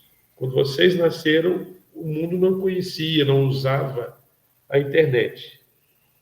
Hoje, os filhos de vocês nasceram dentro de uma realidade que eles não conhecem, que eles já nascem dentro de uma outra mentalidade, não só a mentalidade do mundo da tecnologia, mas da própria formação mesmo da sua constituição fisiológica, né?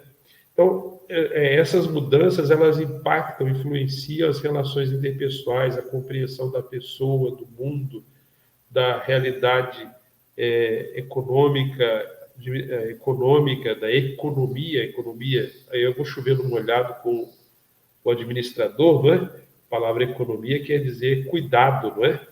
Da casa, cuidar da casa. Então, é preciso cuidar essa economia. O Papa propôs uma economia chamada Economia de Francisco, que é exatamente voltar a olhar para esta casa como lugar de todos, lugar onde todos podem viver, uma casa que não pode ser destruída. E nós temos o poder das armas de destruição, mas temos o poder da ganância também, que destrói, né? Da ganância que visa só lucros. Um ministro de Estado do Brasil, quer dizer, passou, não é? Como isso foi mostrado pelos noticiários, pelos noticiários, pelas redes sociais, vão passar na boiada, não é, para destruir aquilo que é a natureza, a exploração de madeira, tudo isso, E passou, exploração né? de ouro. Então, essa realidade nós precisamos cuidar dela, é preciso despertar as mentalidades, que passa exatamente pelo processo fundamental da educação, né? Não há como não haver mudança se não houver um processo educativo que leve a uma tomada de consciência, que leve a uma aproximação e uma indignação com essas realidades que estão nas nossas mãos, né? Serem mudadas. Nós precisamos, dentro do nosso habitat, dentro do nosso lugar social, influenciar para que isso aconteça. Seja não de maneira agressiva, com energia, mas não com agressividade. Exatamente mostrando que é preciso haver essa mudança, senão nós vamos ter um país em 2050, não é? Daqui a 50 anos, melhor dizendo, como foi noticiado essa semana, o Brasil se tornar um lugar inabitável. É inconcebível uma coisa dessa. Quer dizer, o mundo adulto que os filhos de vocês vão viver, né, já pode não existir, né? O Arthur não vai visitar mais o Brasil porque não vai ter ninguém aqui. nós imaginarmos, por exemplo, não existir no Rio de Janeiro uma floresta da Tijuca com a sua exuberância, as belezas que existem pelas praias do litoral desse estado ou de outro estado nosso, e tudo aquilo que nos encanta, que nos identifica como seres humanos, né? Nós não podemos permitir que isso aconteça, né? Sim, é verdade. Diante dessas coisas que o senhor externou aqui para a gente, para o nosso público, eu fico consternado com como que essas figuras, algumas mencionadas, outras não, como que eles tomaram de assalto a religião, né? Para fazer o que bem entendiam. Continuam fazendo, né? Menos, né? Porque depois que perdeu a eleição, o cara foi aparecer na igreja recentemente. O tempo todo era tão religioso até 2022, depois só foi aparecer depois que perdeu, só agora. Né? E tomaram de assalto, pregam descaradamente contra o Evangelho, contra a Bíblia, contra tudo, pegando uma meia-verdade e fazendo articulações ali como bem entendem, e que com isso conseguem seduzir outras tantas pessoas que porventura, embora na igreja, possam ter aquela coisa também má, enfim, dentro dela, e que só precisou de alguém para ajudar a externar, né? Eu, infelizmente, também conheço algumas pessoas assim que diante desse caos aí que o Brasil vem passando, também se mostraram bem, se expuseram, né? Se colocaram E outra à coisa, aberta face. a, a, demo- a- e a demonização, por exemplo, das religiões de matriz africana. Exatamente. Você demonizar, considerar como coisa do demônio, não é? Aquilo que é identidade dos povos de África, que está presente na nossa identidade brasileira. Então, eu considerar que isso pode levar as pessoas a uma realidade de perdição, né? Ou que não seja coisa sã, né? Seja insanidade, que não se pode viver a partir de uma experiência espiritual e de fé a sua vida enquanto ser humano, é uma questão que não se pode admitir.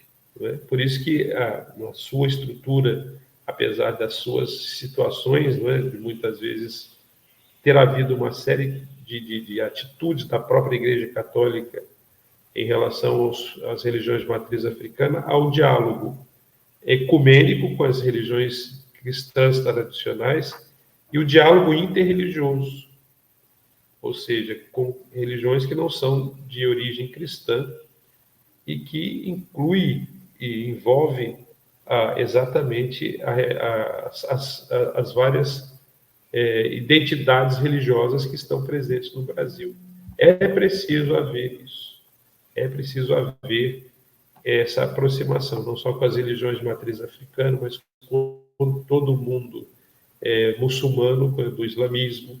É preciso haver essa realidade. Deus é aquele que é amor, sobretudo. É aquele que, na sua amorosidade, na sua ternura, quer a vida plena das pessoas. Isso é uma experiência que não se dá exatamente só no ambiente cristão, mas se dá na experiência com o sagrado que as pessoas vão viver. E outra consideração que a gente tem que levar em conta é exatamente aquilo que o último censo identificou. Há um crescimento muito grande exatamente da não adesão a nenhum tipo de fé. O agnosticismo, o ateísmo, tudo isso é uma realidade que está aí presente. Mas há pessoas, mesmo dentro dessas de nenhuma vivência de fé, que são pessoas ligadas a valores fundamentais da vida, né? Que precisam exatamente ser assumidos por nós, independente da nossa adesão à fé, qualquer tipo de adesão de fé. Então, a vida como um dom que não pode ser destruído, não é? A dignidade que tem que existir a partir do exercício do trabalho, a partilha, né, daquilo que é produzido, isso é preciso haver. É claro que nós não podemos querer que haja um nivelamento total das pessoas, nós não vamos chegar nunca a isso, mas admitir que haja gente passando necessidades muito duras, da falta de alimento, da falta de moradia, da falta de saneamento básico. É difícil pensar que num país como o nosso ainda haja gente, há regiões do nosso país, que nem 10% da população é atendida por saneamento básico. Então, isso é um absurdo. Sim. E você encontrar mesmo no nosso sul, Maravilha, na nossa região sudeste, lugares, escolas rurais que não têm lugar para que os alunos estudem. Que não haja banheiros, que não haja quadros. Não estou falando de recursos de internet, mas quadro. Sim. Eu tenho uma cunhada que é professora. É o básico do básico, quer dizer. Então, há aí uma situação difícil, eu diria quase que criminosa, né? Exatamente da gestão da coisa pública. Nós precisamos exatamente disso. Ao mesmo tempo, nós temos, diante de toda a realidade, por exemplo, de violência, algumas discussões, alguns momentos, até mesmo em homilias minhas aqui, eu já disse, Por que o nosso país precisa de uma lei como a Lei Maria da Penha? Porque exatamente a realidade que levou a que surgisse essa situação continua a se multiplicar no nosso dia a dia. Continua a acontecer assassínios, continua a ser agressões, violências. Isso ainda continua a acontecer. E nós admitimos que isso é natural, que isso é normal. Não, isso não é normal. A proteção, né, do trabalho ser cada vez mais insistida, porque nós encontramos exatamente exploração de mão de obra, seja infantil, seja de adultos. Isso não pode acontecer. Sim. Achar que lei de cotas é um absurdo, uma excrescência, não, é a correção exatamente de uma realidade de 350 anos de escravidão oficial e dos respingos que ainda continuam a acontecer. Estão presentes. Por que as diferenças salariais de negros e brancos são reais? Por que a diferença de uma mulher negra para uma mulher branca ou para um homem branco ainda existem? Por quê? Isso é um absurdo. Isso é uma realidade que não tem cabimento. Eu colocar que há categorias de pessoas diferentes. Não, as pessoas não são diferentes no sentido de objetivo, projeto de vida, etc. e tal, mas não no direito a terem dignidade a partir daquilo que é a sua possibilidade de trabalho, né, de exercício profissional e de direito enquanto produção de riqueza. A riqueza não pode ser uma riqueza que alguns poucos, né, acumulam.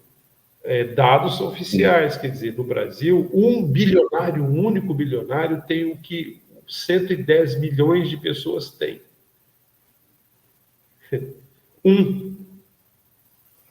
E nós muitas vezes achamos fantástico que na revista Forbes publique lá que há um aumento de bilionários no Brasil, ou em qualquer lugar do mundo. Isso é um absurdo. E na pandemia, estes também elevaram seu capital de um modo absurdo, enquanto a população mundial, não só a brasileira, passando por um perrengue nunca antes visto. O engraçado, o interessante é ver pessoas que não têm posse defendendo a concentração. Isso aí é o pior. Você vê pessoa que não tem recurso defendendo a concentração. Ah, mas ele conseguiu, ele fez por onde e tal. E o pessoal ignora de bilionário, né? Ignora o fato de que aquilo ali é uma máquina desenvolvida para aquilo. Para levar... As oportunidades foram as mesmas? Não. Esse é um ponto as oportunidades não foram as mesmas. É importantíssimo isso. Eu passo mal quando a pessoa vem e fala que todo mundo tem as mesmas 24 horas, meritocracia. Nossa, isso para mim é surreal, cara. É ignorar um fato, cara. É ignorar fatos que estão ali, né? Presente no seu dia a dia. Não olhar para si.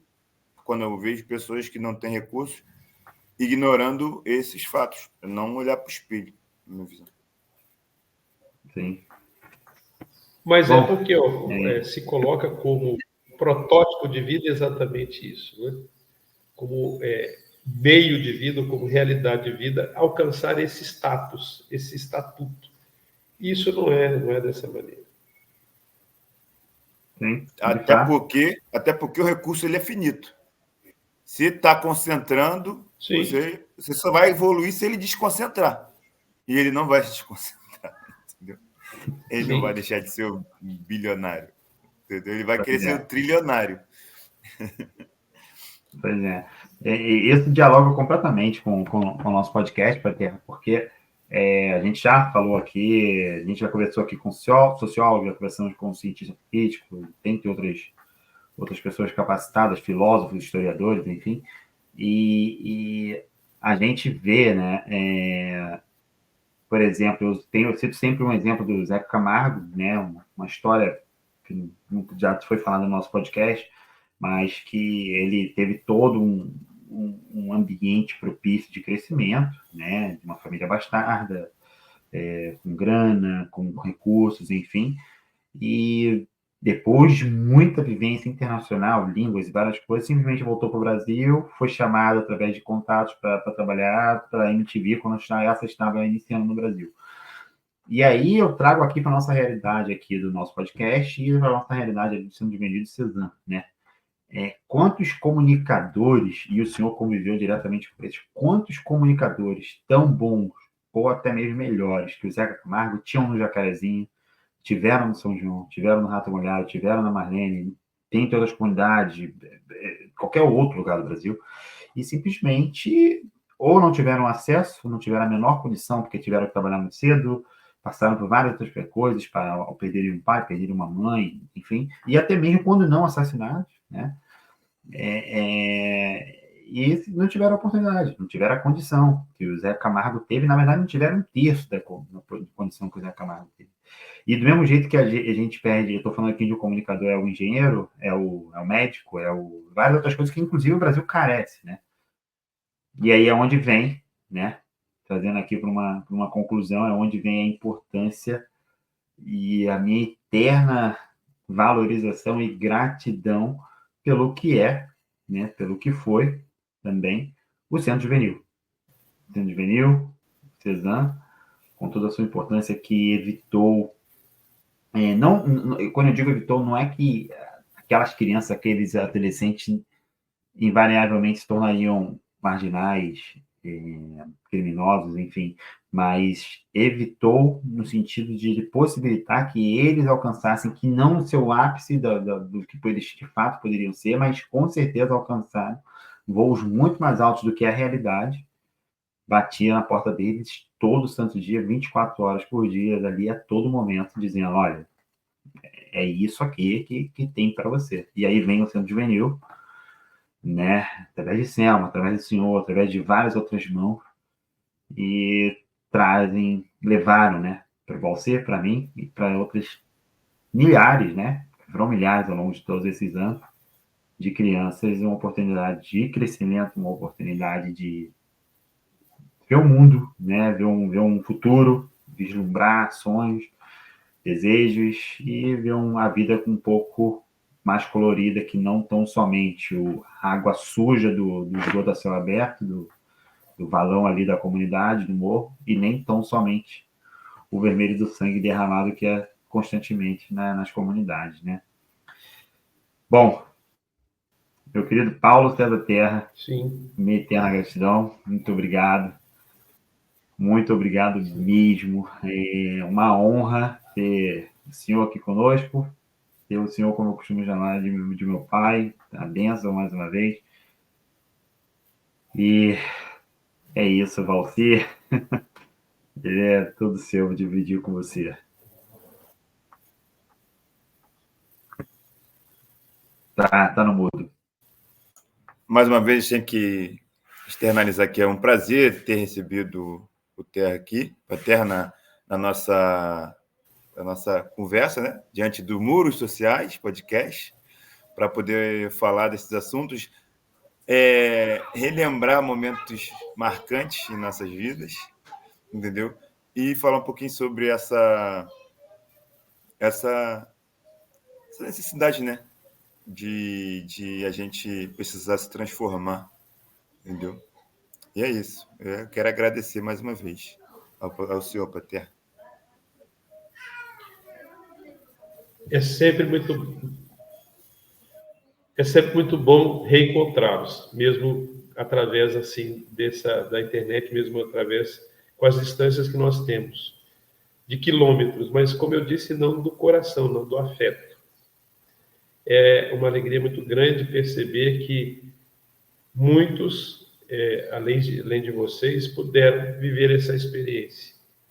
Uma experiência lá no Cezanne do Rio ainda foi quando um colega de vocês um dia deixou o Cezanne e ele estava indo para o desespero da mãe iniciar no caminho do tráfico. a sedução dos valores a receber era um encantamento muito forte que o levaram exatamente a deixar o Cézanne. E eu perguntei a ele, mas você vai trocar a possibilidade de andar tranquilamente pelo Rio de Janeiro pelo fato de ficar escondido? Ele respondeu, mas eu estou interessado não no fato de ter um poder, uma arma, alguma coisa assim, mas exatamente da possibilidade, não é? Do recurso, do dinheiro, dos valores e conquistas que o dinheiro pode ter. Essa era uma realidade de alguém que, não sei depois o que aconteceu com esse adolescente.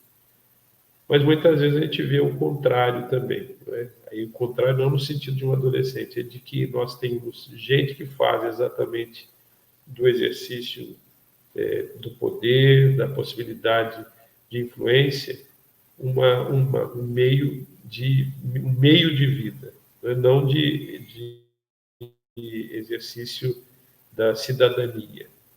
Acho que à medida que o Cézanne contribuiu e contribui para que isso aconteça, nós vamos ver a multiplicação exatamente de valores que são inalienáveis, que nós não podemos abrir mão deles, e que precisamos fazer multiplicar, não é? Onde nós estivermos, seja na Austrália, seja no Rio de Janeiro, seja em Campos, onde nós estivermos, realizando o que nós podemos realizar do ponto de vista de bem, não é? De bem para nós. Nós precisamos pensar no nosso bem, mas pensar também no bem do outro, né? De sair de nós mesmos. Dizia Dom Bosco, o Senhor nos colocou nesse mundo para os outros. Estar contribuindo para que haja uma realidade muito melhor daquela que muitas vezes nos gerou para a vida, que nós não podemos, como eu disse, negligenciar, ignorar, mas que podemos ajudar a contribuir para poder modificar, transformar. Transformação da realidade que passa pela transformação de nós mesmos em primeiro lugar.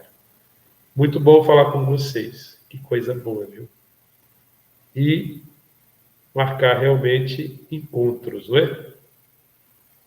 Opa, minha próxima ida ao Brasil, pode deixar que eu entre em contato.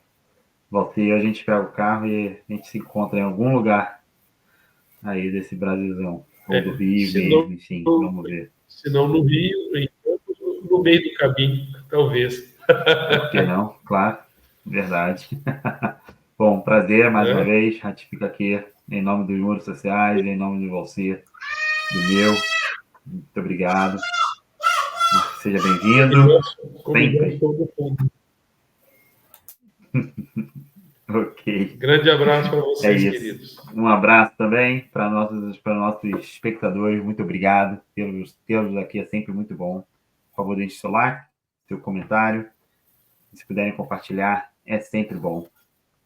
Te vejo na próxima e até mais.